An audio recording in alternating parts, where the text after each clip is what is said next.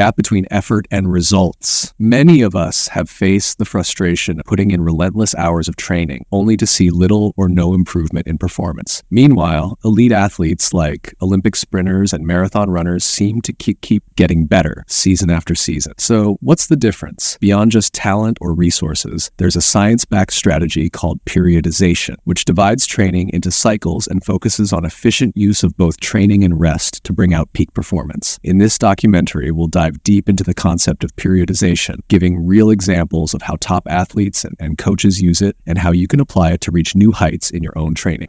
Chapter 1, the science of periodization. What is it? Let's start with the basics. Periodization is the concept of breaking down a training year into specific phases, each with a unique focus. This method isn't just about pushing yourself constantly. It's about strategically balancing load and rest to prevent burnout, reduce injury risk, and maximize performance gain. This method is often used in a cycle, such as a 2-1 or 3-1 ratio, where an athlete trains intensively for 2 or 3 weeks, followed by 1 week of active rest. For example, Michael Phelps, the decorated Olympic swimmer, used a form of periodization. His year-round training wasn't just about swimming harder every day. It was divided into cycles with high-intensity swimming sessions, followed by lower-intensity weeks, where he focused on technique, mobility, and mental recovery. This way, he was able to maintain top form without overstraining his body. Chapter 2, block periodization and how champions use it. One of the popular methods of periodization among world-class athletes is called block periodization. Let's take Usain Bolt's training as an example. Bolt didn't just aim to run faster every day. His coach, Glenn Mills, designed his program in blocks. Early in his training year, Bolt focused on strength and endurance blocks, helping him build a powerful base. Mid-season, his focus shifted to speed endurance, simulating the demands of a 100-meter sprint. During the competition season, his blocks became even shorter and more specific, working on explosive sprints and refining his technique. By breaking training into specific blocks with dedicated focus, Bolt's training built on itself, helping him achieve his iconic speed. Chapter 3, the power of active rest and recovery. Here's a crucial but often overlooked part of periodization, the concept of active rest. Many of us assume that pushing hard every day is the key to progress, but studies and real-world examples show that rest and recovery are just as important. Top runners like Eliud Kipchoge, the marathon world record holder, use active rest weeks to focus on activities like light jogging, yoga, or flexibility drill. This phase allows his muscles to recover while maintaining conditioning. In fact, this technique of adding low-intensity, active recovery days or weeks helps athletes maintain high performance in the long term, preventing injury and muscle fatigue. Chapter 4, applying periodization in your training, how to start. Periodization isn't just for Olympic athletes. It's a powerful method that anyone can apply to improve their training result. Let's break down how you can incorporate it into your own routine. Here's an example. 1. Phase 1, base building, strength and endurance. For the first 4 to 6 weeks, focus on general conditioning exercises, building up core strength and improving your cardiovascular endurance. You can include compound movements like squats, lunges, and deadlift. Aim for moderate weights with higher reps to create a strong foundation. 2. Phase 2, speed and power development. Over the next 4 weeks, shift your focus to explosive strength exercises like box jumps, sprint intervals, and plyometrics. This phase mimics the power demands of a race or competition. 3. Phase 3, pre-competition, peak performance. Now, for the last few weeks before your big race or goal event, your training becomes even more specific. Include high-speed sprint drills, refine your technique, and do trial races if possible. 4. Recovery weeks, active rest. Finally, after each phase, take a week for active recovery where you engage in lighter activities like stretching, swimming, or gentle biking. This period is essential for muscle repair and adaptation, preparing your body for the next training block. Through structured phases, you'll gradually build strength, speed, and endurance while avoiding burnout. Even with a busy schedule, these focus cycles allow you to train smarter, not just harder. Chapter 5, real-life stories of athletes who use periodization. To truly understand the impact of periodization, let's look at how it's transformed the careers of some legendary athletes. Think about Serena Williams, who structured her training into on-season and off-season blocks.